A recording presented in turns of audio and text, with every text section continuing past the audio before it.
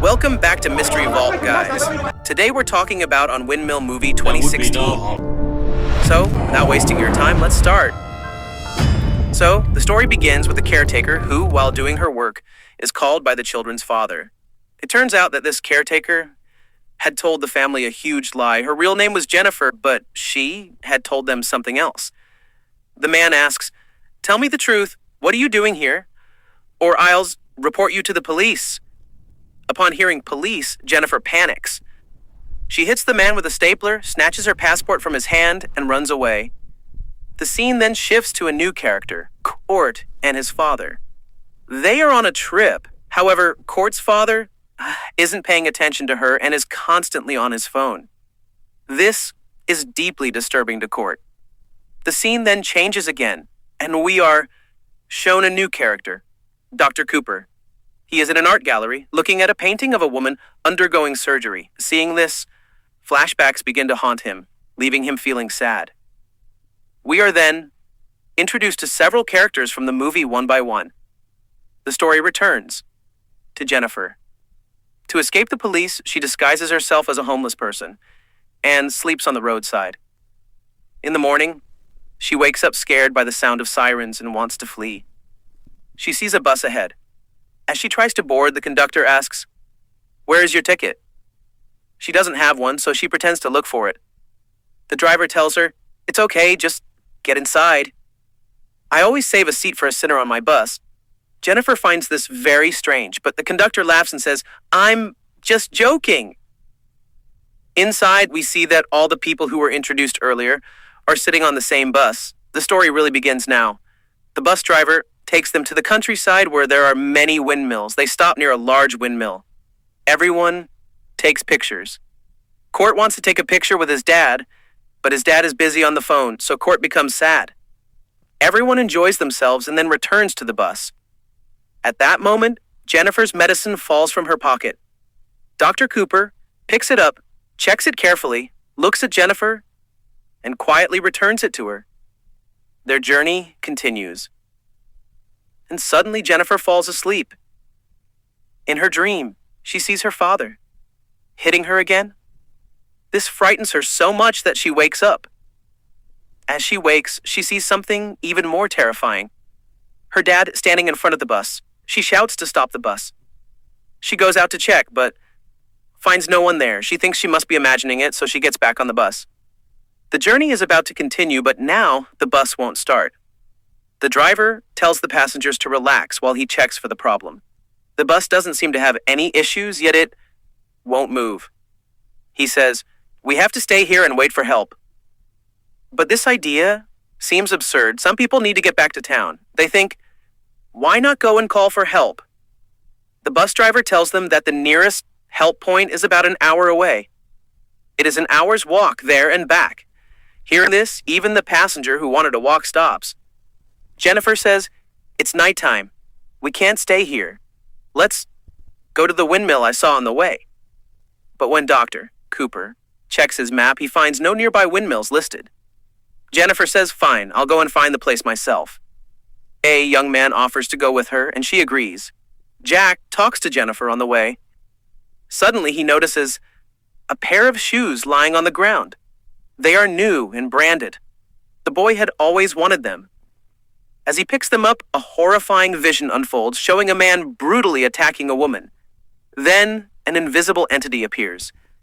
This monster suddenly cuts off the boy's legs with a strange tool. The entity then crushes Jack's head. Jennifer is so terrified by this scene that she runs back to the bus. She tells everyone what she saw. "I saw it," but no one believes her. Dr. Cooper insists that Jennifer is hallucinating because he saw her medication earlier. She takes the pill. Everyone calms Jennifer down and she gets in the bus. But the next moment, she sees the killer outside and shouts, telling everyone to stay away. No one believes Jennifer. The bus moves. But suddenly, something hits the window. Everyone panics. The bus goes out of control and crashes into the water. Everyone is terrified. Before the bus sinks completely, they somehow manage to escape the water. Court gets injured during the escape. Seeing this, Court's father becomes extremely alarmed as Court has a disease that prevents his blood from clotting, so an injury could prove fatal. At this point, everyone decides to return to the nearby windmill Jennifer mentioned, even though they were reluctant before. But now Jennifer warns them, please don't go. There's a killer there. But as usual, everyone ignores Jennifer's advice. Everyone is walking when a man named Takashi spots his dog in the woods. How could his dog be there? Without thinking, he chases the dog and suddenly his world changes. The place looks familiar and there is even a chair that belonged to his grandmother. He goes to the chair and sees his grandmother sitting there. He begins to apologize, saying, I left you at the last minute. I shouldn't have, and I feel so guilty. He is crying and lost in grief. We see that the killer has arrived and is standing behind him. Meanwhile, the others arrive at the windmill. The driver tells everyone to stay put and leaves. Dr. Cooper treats Court's wounds and assures Court's father that his son will recover. Meanwhile, Jennifer notices that Takashi is missing. He was the man who ran after his dog. Hearing this, they panic and start arguing. Court, fed up with the fighting, tells them to stop and act like adults. During this argument, the driver finds a century-old document. It mentions a miller's death sentence. Millers operate these windmills. The miller was sentenced to death because he was accused of making a deal with the devil. Court's father ignores this and tells the driver not to talk about such strange things. Everyone knows monsters don't exist. Dr. Cooper finds the story interesting and begins to read it. It tells of a miller who sold his soul to the devil so his windmill would turn without wind. One day, a villager noticed a human tooth in the miller's bag of flour. He suspected the miller of doing something wrong. He secretly observed him and witnessed a horrifying sight. The miller was grinding human bones in his flour mill. He told the villagers and they attacked the mill and burned it down. At that time, the miller was inside and burned with it. After reading the story, they notice that the mill they are standing in does not appear to be burned. This means it must be a different windmill. The debate resumes, and this time, Court's dad becomes angry and blames Jennifer for all their troubles.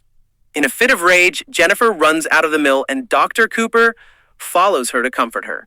When Dr. Cooper tries to help, she blames him for calling her crazy and making everyone panic.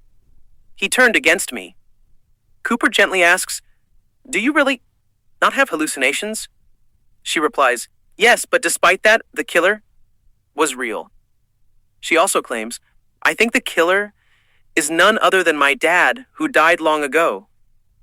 During this conversation, Cooper hears something in the woods, investigates, and finds a woman lying with a bicycle. As soon as she wakes up, she blames Dr. Cooper for her death. Dr. Cooper insists it was an accident. He says, yes, I admit I was drunk during the surgery, but I did my job well. Suddenly, the killer arrives and brutally kills Dr. Cooper. Seeing the killer and Dr. Cooper's death, Jennifer is terrified. At this moment, Takashi suddenly appears behind her. They both head back to the windmill, and we learn that the killer didn't kill Takashi. When they return, Jennifer recounts the events, saying the killer also killed Dr. Cooper. Hearing this, everyone is terrified, thinking that crazy Jennifer is doing this herself and blaming a monster because only Jennifer saw the killer.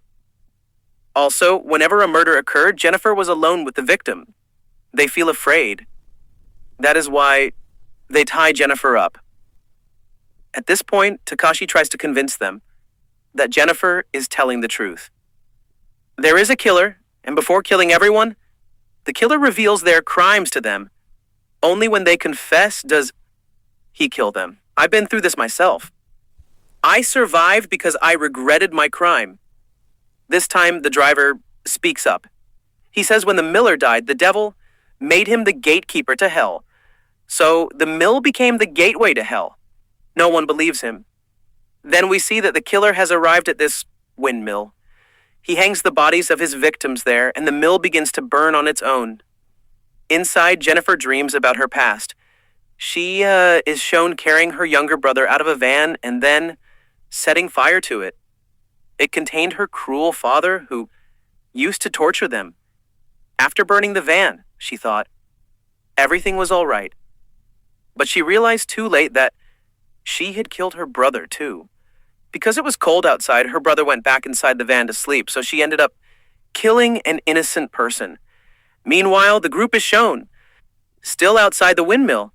Court's father asks what they should do. The driver says they should go back inside. Court's father is afraid of Jennifer, so he warns everyone to stay away from her. Everyone is confused about what to do. Court's father decides to go with the driver to call for help. He warns everyone to stay away from Jennifer. I think she is the killer, he says. After they leave, Court asks a woman, do you believe what Takashi said? The girl replies, I'm not sure, but I think he's right because I've also committed a crime.